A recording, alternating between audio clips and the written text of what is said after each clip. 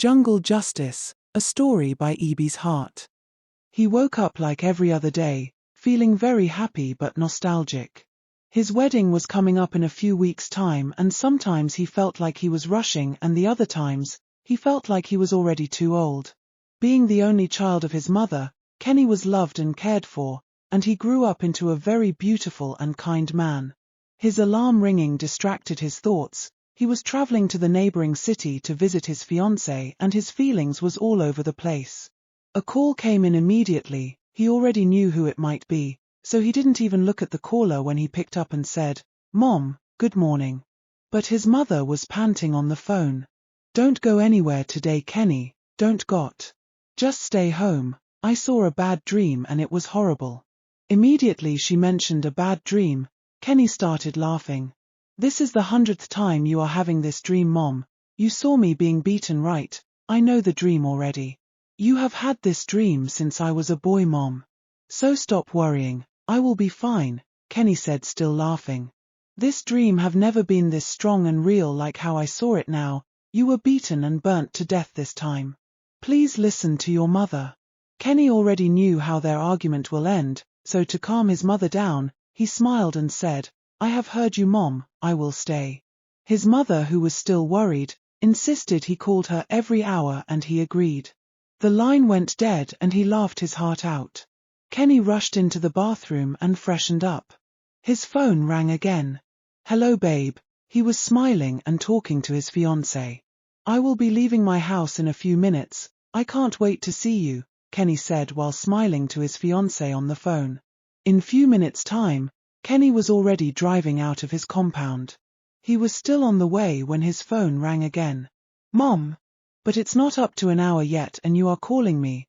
"I am fine, Mom, I am in my room watching a movie," he lied. His mother cut the call but was still unsettled. Kenny drove happily to the city, playing his favorite Afrobeat selection. "Let me get some things for my baby first," he murmured to himself, smiling. He parked along the road and walked into the biggest market in that city. That was when she sighted her. Her name was Tana.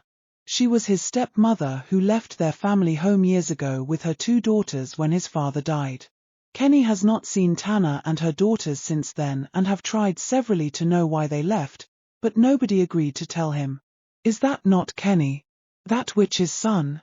Tana asked her daughter, who was in the shop with her, frowning. Her daughter looked closely and frowned too, saying, "I think he is the one." "Then this is our only chance to get back at that old witch that made us to leave your father's house. He even seemed to be doing well," Tana said, still looking at him with disgust. "You know what, go and call him for me," Tana said while pushing her daughter, who was reluctant to go. Her daughter, Bella, left, walked up to Kenny and tapped him. Kenny turned and recognized her immediately. "What are you doing here, Bella?" Kenny asked, smiling. "My mother is calling you," Bella said while pointing at her mother. Kenny was so happy, so he quickly walked fast to Tana's shop. But Tana ran inside her shop immediately. She didn't want anyone to see her being chatty and friendly with Kenny. She pretended like he was a customer that wanted to buy something from her. "You look good, Kenny," she said once they were inside her shop. Kenny smiled and they talked for a while. As he was about to leave, Tana gave him a pack of beverage and bid him goodbye. He was so appreciative, so he wanted to give them some money, but Tana bluntly refused and bid him goodbye. Immediately he walked to the next line in the market and was headed towards his car. He saw some boys rushing towards him screaming, "Thief, thief." He stopped and wanted to know if they were actually pointing at him, but the next thing he felt was a strong blow to his head. They collected the pack of beverages from his hand and were shouting, "Thief, oh, thief, oh." Kenny raised his voice in the midst of the chaos and said, "I didn't steal it, it was a gift," but his voice was drowned by the angry jobless boys who were hungry for blood. While some market women were with Tana consoling her and telling her that the thief has been caught, she was crying and putting hands on her head. Within a few seconds, the entire tout in the market had surrounded Kenny with big sticks and stones. Bella, who was following them closely, ran to her mother when she saw that things were getting out of hand. "Mommy, we need to stop them now. You wanted us to disgrace him, right? I think we have done that now. Let's go and stop them. They are about to kill him, Mommy." But Tanner looked at her and whispered, "Leave them, let them avenge for us."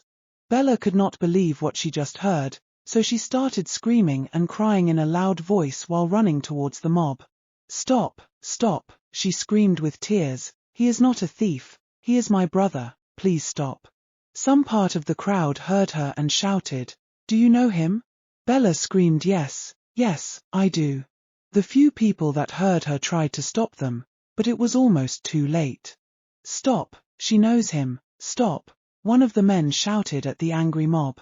But instead of them to listen to him and Bella, they pushed him and even accused him of being Kenny's partner. Within a twinkle of an eye, Kenny had been beaten so badly that his clothes were torn and his face unrecognizable. The entire market had various narratives of the event. Some were saying an armed robber with guns attacked Madame Tanner's shop, while some were saying that the market security guards caught him breaking into Madame Tanner's shop and packing her goods. The many false narratives fueled the anger of the growing mob, who then started shouting, "Burn him, burn the thief." Meanwhile, his fiancée was held in the traffic along the road to the market. She was coming to buy the ingredients she would use to prepare Kenny's favorite dish. But she has been in traffic for some minutes now and everyone was becoming impatient. She got down from her car like others to know why there was a traffic jam. She could hear people talking in anger while others in disbelief. "That thief that attacked Madame Tanner's shop has been the one robbing this market for a long time now," a man said authoritatively. When Kenny's fiancée has heard enough, she decided to walk to the market since she was already so close and get the things she needed. "I don't want Kenny to get home before me," she thought, smiling. She was buying things while trying Kenny's number. "I wonder why his line is switched off," she thought, frowning. By the time she was done, she heard the mob cheering and shouting, get the fuel, burn him now." They hung a tire on his neck and lit it. His cries of pain filled the air. It was as if a dangerous mist befell the market and everywhere was filled with smoke to the extent that no one could see the other.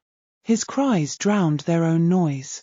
The mob, feeling the awkward atmosphere, quickly dispersed and Kenny was left alone, crying while the fire burned him. His fiancée heard the cry and broke down crying. She doesn't know why the cry of that thief is piercing her soul, but she just couldn't hold herself. Bella had fainted from crying after her mother took her home and locked her shop. "Do you know him?" A woman tapped Kenny's fiancé. "I don't know him, but I can feel it in my soul that he is innocent," his fiancé answered, still wailing. While his fiancé was leaving, she decided to look at the stranger who had touched her soul with his cries of pain and innocence. When she got there, she could only see a heap of ash and smoke coming out of it. She whispered when she got there, "Whoever you are, I hope you find peace."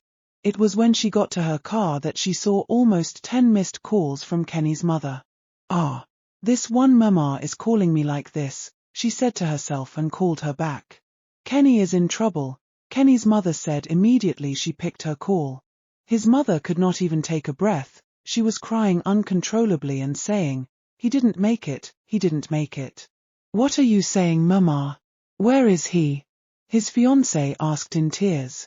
"I don't know," his mother said and cut the call. His finance, who already has a heavy heart, called his best friend who was in the same city with her. "What happened to Kenny?" she asked, crying. His friend Mark was confused, so he asked her what she meant, but she couldn't say.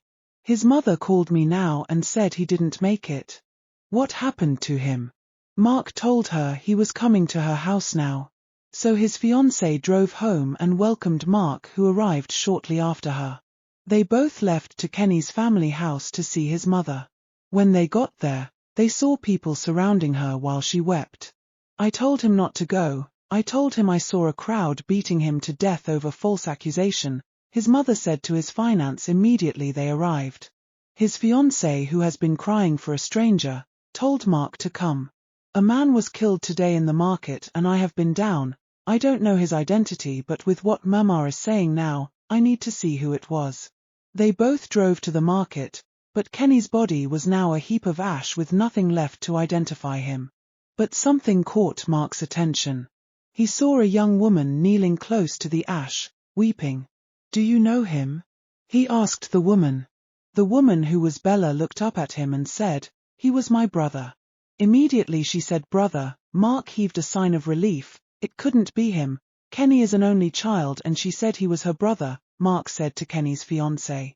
His fiancée was a bit relived too, but still uncomfortable. They were about to leave when Bella said to them, "Kenny was innocent, he was a happy soul and my mother framed him." Kenny? Was his name Kenny? Mark asked in a shaky voice. "Yes, do you know him?" Bella asked, still sobbing. "He was my half-brother, and he did nothing wrong. I will never forgive my mother, he did this to him. I think I saw his car down the road, I am not so sure, but I think he was heading to his car when the crowd attacked him, because I saw him holding a car key." Bella was still talking when Mark grabbed her and shouted, "Show me the car." They all quickly ran to the car Bella was suspecting to be Kenny's car. His fiancée almost collapsed when she saw the car. They then realized his mother, right, her only child, was dead. He died in pains for being so innocent and kind. Tanner and Bella were arrested, but they were not prosecuted. After all, it was a mob action and mobs do not have faces. Kenny's mother died shortly after her son's burial. She died knowing that her son got no justice after she tried to fight for justice. Bella disowned her mother and moved far away from her. Mobs are not faceless. Angry mobs are humans. They are me and you. What you do when you hear any accusation, be it online or offline, matters. Do not jump on it and accuse whom you don't know if they are guilty or not. Even if they are guilty, you are not the law. Be the voice of reason. Stop jungle justice.